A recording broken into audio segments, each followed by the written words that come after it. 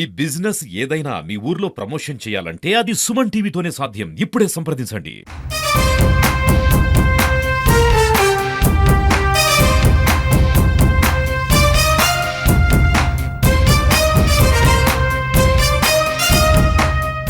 Yes ప్రస్తుతం మనతో పాటు ఉన్నారు ఎమ్మెల్యే గౌత శిరీష్ గారు. ఆమెతో మాట్లాడతారు. నమస్తే మేడం, ఎలా జరుగుతుంది? కొద్దిసేపటి కింద మీరు కూడా ప్రసంగించారు. సో యువ నాయకులకి యువ రక్తానికి ఎలాంటి ప్రయారిటీ దక్కింది మహానాడు? ఈరోజు మహానాడు నిర్వహిస్తుందే యువ నాయకులు యువ రక్తం అండి. సీనియర్స్కి ఇవ్వాల్సిన గౌరవం ఇస్తూ భవిష్యత్తు యువతదేదని గుర్తించి ఈరోజు నారా లోకేష్ గారు తీసుకున్న నిర్ణయం యువత కూడా ఈరోజు పార్టీకి బాగా కనెక్ట్ అవుతున్నారు. ఎందుకంటే గత 5 సంవత్సరాల్లో ఆ పాలన తర్వాత ఏదైతే అభివృద్ధి సంక్షేమం కోల్పోతున్నారో ఈరోజు రాజకీయాలకు అతీతంగా యువత కూడా కోల్పోయింది గత 5 సంవత్సరాల భవిష్యత్తే. మొన్న మినీ మహానాడికి ఈరోజు నేను చెప్పింది కూడా అదే. జర్మనీకి వెళ్ళినప్పుడు అక్కడికి వచ్చిన వాళ్ళలో 80% యువతే.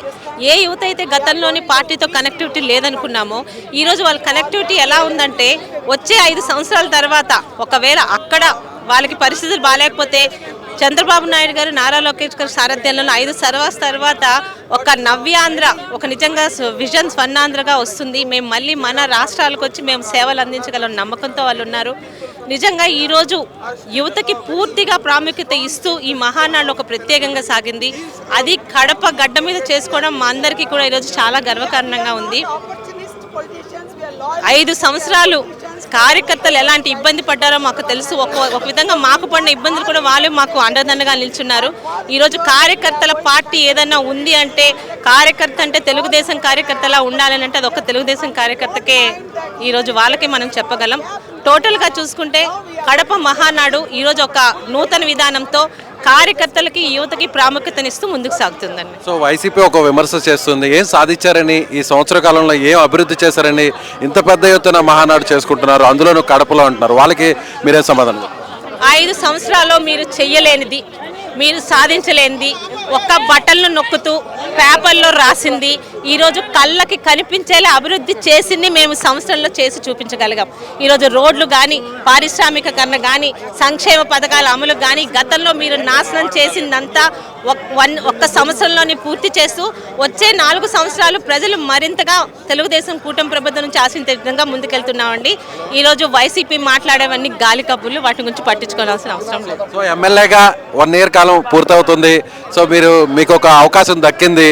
సో వెనుకబడిన ప్రాంతాల నుంచి, శ్రీకాకుళం నుంచి, ముఖ్యంగా మీ కుటుంబం నుంచి కూడా సో ఎలాంటి ప్రయారిటీ దక్కింది అనుకోవచ్చు? మీ పోరాటానికి గతంలో మీరు చాలా ఘనంగా మీ వాడిని వినిపించారు. రాష్ట్రం బాగుండాలని ప్రతి ఒక్కరు అనుకుంటాం. ఈరోజు తెలుగుదేశం పార్టీ ఎమ్మెల్యేగా కాకుండా 2 టీనేజర్స్ తల్లిగా, ఒక మహిళగా మాట్లాడుతున్నాను.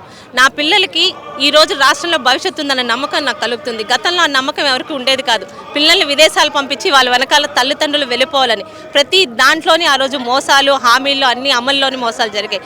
కానీ ఈరోజు భవిష్యత్ తరాలకి ఒక నమ్మకం కుదిరింది. ముఖ్యంగా నారా లోకేష్ గారు చేస్తున్న పనులు కానీ, ఆయన తీసుకుంటున్న సంక్షేమ పథకాలు కానీ, మళ్ళీ ఈరోజు దేని గురించి అయితే యువత విదేశాలకు వెళ్తున్నారో వాళ్ళు మళ్ళీ ఈరోజు ఆంధ్ర రాష్ట్రానికి వచ్చి ఆంధ్ర రాష్ట్రంలో కూడా వాళ్ళ సేవలు అందించే విధంగా యువతను ఆకర్షించే విధంగా ముందుకెళ్తున్నాం.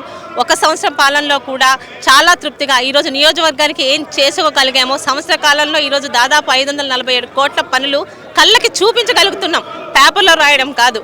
అలా నియోజకవర్గ పరంగా చాలా సంతృప్తిగా ఉన్నాం. కూటమి ప్రభుత్వంలో తెలుగుదేశం పార్టీ పరంగా కూడా ఈరోజు రాష్ట్రానికి మేము చాలా ఇవ్వగలుగుతున్నాం అనే నమ్మకంతో ఉన్నాం. ఫైనల్గా చంద్రబాబు గారు, లోకేష్ గారు మిమ్మల్ని ఎలా సపోర్ట్ చేస్తున్నారు, మిమ్మల్ని ఎలా ఎంకరేజ్ చేస్తున్నారు ఒక యంగ్ లీడర్గా? ఈరోజు నాకే కాదండి, నాలాంటి మంది ఎంతోమంది, కొత్తగా దాదాపు 62 మంది ఫస్ట్ టైం ఎమ్మెల్యేలు అక్కడ ఉన్నారంటే ఈరోజు యువతకి, ముఖ్యంగా ఎటువంటి రాజకీయ ప్లాట్ఫామ్ లేని వాళ్ళకు కూడా తెలుగుదేశం పార్టీ సపోర్ట్ చేస్తుంది. ఇది ఈరోజు వచ్చింది కాదు. ఎన్టీ రామారావు గారు ఆ రోజు పార్టీ పెట్టినప్పుడే ఎంతోమంది ఒక 2-3 కులాలు కాకుండా అన్ని కులాలకి సమానంగా ఆ రోజు ఆయన ఇంపార్టెన్స్ వచ్చి ఇచ్చారు. అదేవిధంగా దానికి మించి ఈరోజు మహిళలకు కూడా ముఖ్యంగా ఎంతో ప్రాముఖ్యత ఇస్తూ చంద్రబాబు నాయుడు గారు